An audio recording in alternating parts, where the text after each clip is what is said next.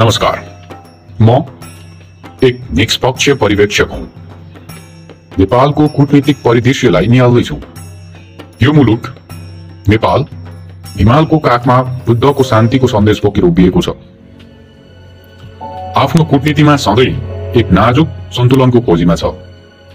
नेपालको कूटनीति जस्तोसुकै जटिल भए पनि अवसर र चुनौतीको सङ्गम हो। म यहाँबाट यो कथालाई गहिरिएर सुनाउँछु। ऐतिहासिक कथा यस प्रकार छ। नेपालको कूटनीतिक इतिहासलाई हेर्दा मलाई लाग्छ यो सधैँ दुई विशाल छिमेकी भारत र चीन बीचको साँघुरो डोरीमा हिँड्ने प्रयासमा छ। यी दुई शक्तिशाली राष्ट्रहरूको बीचमा अवस्थित नेपालले आफ्नो सार्वभौम सत्ताको रक्षा गर्न सधैँ सावधानीपूर्वक कदम चालेको छ। इतिहासमा नेपालले युद्ध र सन्धिहरूको माध्यमबाट आफ्नो स्वतन्त्रतालाई जोगाएको छ र यो कला आज पनि जारी छ। आजको नेपालको कूटनीति भारत र चीनसँगको सम्बन्धमा केन्द्रित छ। म देख्छु भारतसँगको सम्बन्ध गहिरो छ, खुला सिमाना छ, सांस्कृतिक समानता छ र व्यापार सँगको निर्भरताले गर्दा यो बन्धनलाई बलियो बनाएको छ। तर कहिलेकाहीँ सीमा विवाद र व्यापारिक सन्तुलन नमिल्दा यो सम्बन्धलाई तनावको रेखामा पनि कोरिएको छ। अर्कोतर्फ हेर्ने हो भने चीनले बेल्ट एन्ड रोड इनिसिएटिभ जस्ता परियोजना, जसलाई BRI पनि भन्ने गरिन्छ, त्यस मार्फत नेपाललाई पूर्वाधार र लगानीको अवसर दिइरहेको छ।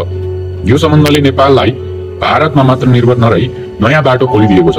तर मलाई लाग्छ यी दुवै छिमेकीको बीचमा सन्तुलन कायम गर्नु नेपालको लागि जस्तो सुकै नाजुक खेल हुन सक्छ।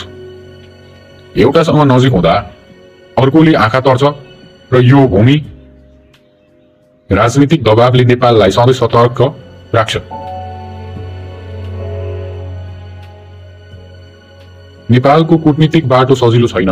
म देख्छु आन्तरिक राजनीतिक अस्थिरताले नेपालको कूटनीति रणनीतिलाई कमजोर बनाउँछ।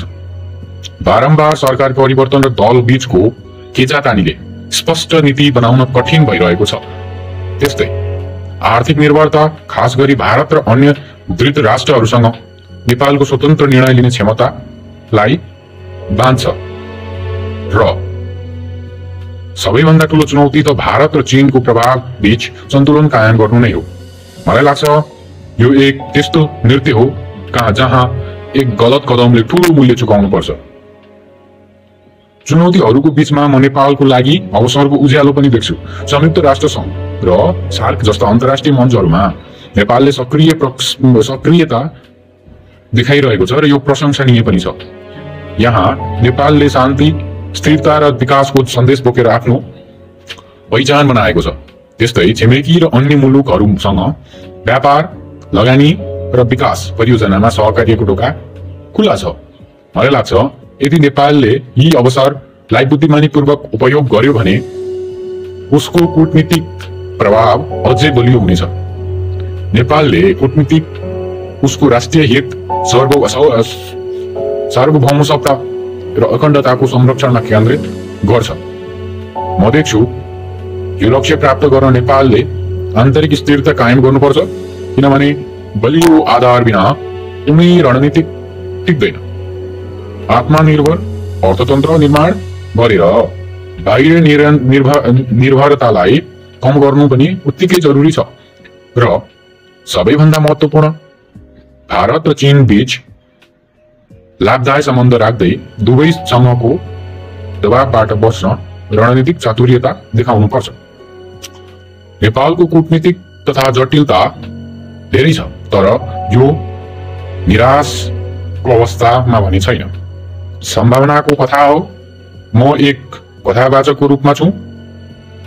देख्छु कि मैले नेपालले आफ्नो भूराजनीतिक अवस्थितिलाई अवसरमा बदल्न सक्छ यदि उसले आन्तरिक एकता, आर्थिक सुदृढता र रणनीतिक चातुर्यताको मार्ग पछ्यायो भने यो सानो हिमाली मुलुक विश्व मञ्चमा ठूलो प्रभाव पार्न सक्षम छ।